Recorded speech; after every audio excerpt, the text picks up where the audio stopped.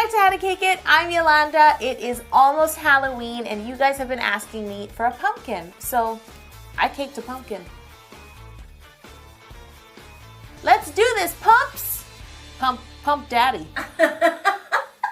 To make my pumpkin cake, I needed 19.5 pounds of pumpkin spice batter. Yum! I've removed my cakes from their pans, leveled them, and cut the caramelization away from the bottom. Oh. Your little pumpkins are so cute. What looks worse, this headband or my zit? Can you see my zit? No, we can't see it. For the full pumpkin spice cake recipe and to see how I divided my batter between my pans, head to howtocakeit.com and check it out. We have a brand new website and I want to know what you guys think of it. And I want to know if you bake a pumpkin spice cake. That's right, pumps. This is your month. People think that's a stem. It's not. What is it? It's a hand. Time to start building a pumpkin cake, but first I need to simple syrup all of my pumpkin spice layers. Yes, Sir Squeeze, you did a great job. Yes, I love your costume. You look exactly like a mummy. I'm gonna stack and fill my cakes, beginning with a smaller cake on the bottom, getting two wider cakes in the middle, and then a smaller one on top again. I decided to fill this cake with chocolate ganache because I love the way that chocolate and pumpkin taste together. Plus, it's sturdier, so it's a double win. I'm also going to make use of the humps that I cut off my pumpkin spice cakes. So I take the 5 cake humps that I have, sort of level them a little bit, and from 4 of my humps, I'm going to cut a quarter of a circle.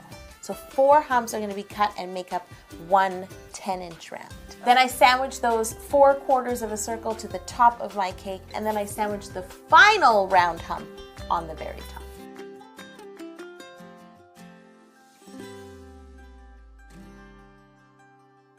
Now, I know we're in Halloween mode, but I just want to take a moment to jump ahead in time. Who even wears this? You!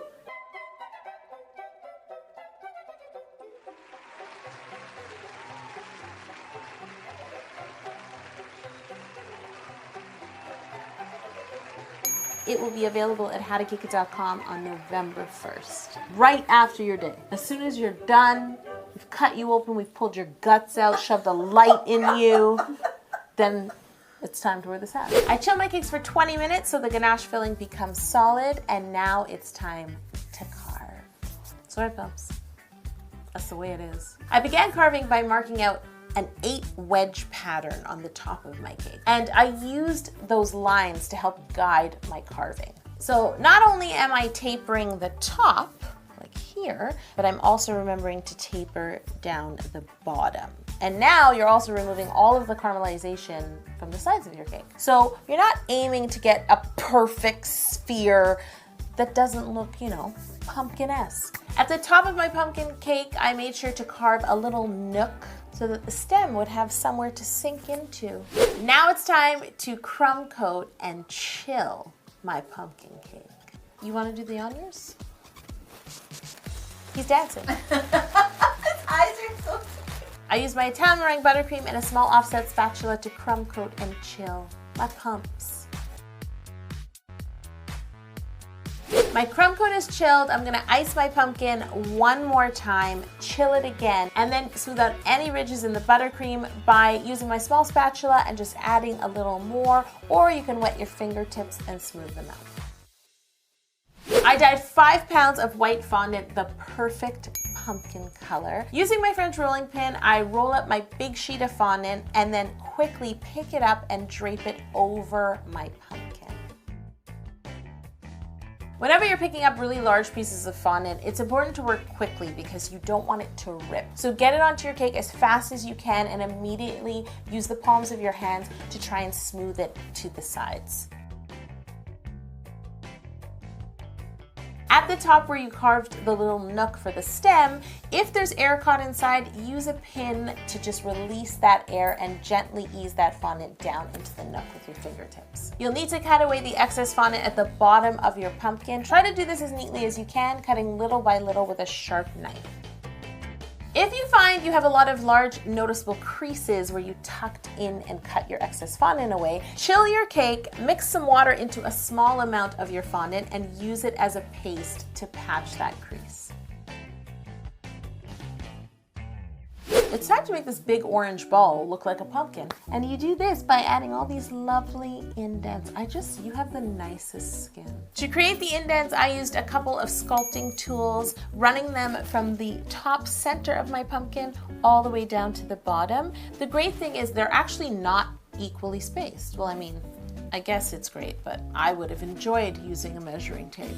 If you find your fondant is too soft at this point, pop your cake in the fridge for a little bit, because if it's too soft, you might just poke that sculpting tool right through. It's time to make my pumpkin's high five hand, or as Jocelyn thinks it's called, a stem. Although a pumpkin's stem is a dark green on the outside, if you look at the top, can I just show them your head for a minute? Thank you. It's actually a very light yellowy green on the inside. So that light green color is the color I dyed my gum paste. I begin making the stem by rolling out a thick tube of gum paste that I feel is long enough for my pumpkin cake. And then I use the same sculpting tools I used to make the indents to make a ton of indents in the gum paste. I just basically held onto the tube, went round and around making indents, just going wild with indents. Your time's almost up, so I want to get a pic. Oh, excuse me. Just excuse us for a minute. 1, 2, 3. Fly grip! I just can't smile like you. Time to insert a lollipop stick into the bottom of my stem, just to give it some support when it has to stand up on the pumpkin. I chose to set my stem onto a cake dummy that I had. I just pushed the lollipop stick into the dummy, and now I have an upright stem that I can paint.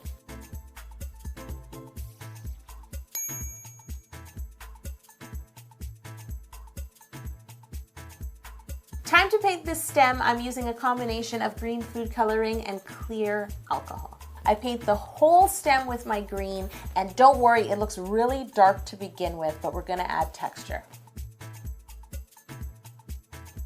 I begin to add texture to the stem by using paper towels to wipe off a lot of the color. Then I use the sharp edge of my paring knife to scrape away paint and also scrape away some of the gum paste. As the gum paste is drying, it's getting a harder skin on the outside and it begins to scrape away, which is really cool because you see that.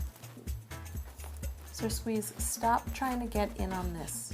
I told you could sit here, just be quiet. I actually tried a new technique. I got a brand new, I wanna highlight, brand new, I even opened it on camera, toothbrush, and used that to wipe away paint because I wanted something with stiffer bristles to really create texture. I thought it was cool. To add even more depth to my pumpkin stem, I brushed the entire thing with some yellow color dust and a dry brush. I also brushed on some yellow and ivory color dust to the very top of the stem just to make it look more realistic because his finger is always dry for some reason. Now that Pump's high five hand has been painted, it's time to paint his body. I'm just gonna dilute a little bit of ivory food coloring with clear alcohol and paint the entire pumpkin. It just brings a little bit of, pumpkin oomph. Allow the paint to dry and then it's time to add the stem. Usually when I make gum paste details, I make them days in advance, but you don't want your gum paste stem to be completely dry because when you try to shove it down into the little pumpkin nook, it might crack and break. I need to ask Pumps a question, and I hope it's not offensive. I noticed that you and your friends have a lot of scratches. Do pumpkins scrap at night? What's going on? So I used my paring knife and literally just scratched the surface of my pumpkin here and there. And then they also have dirt. Is there a pumpkin fight club? What is it? I mixed together some ground ginger and ground cloves, which are in my pumpkin spice batter, and used that as dirt. Pumpkin spice. Get it? This is now pumpkin spice squared or rounded.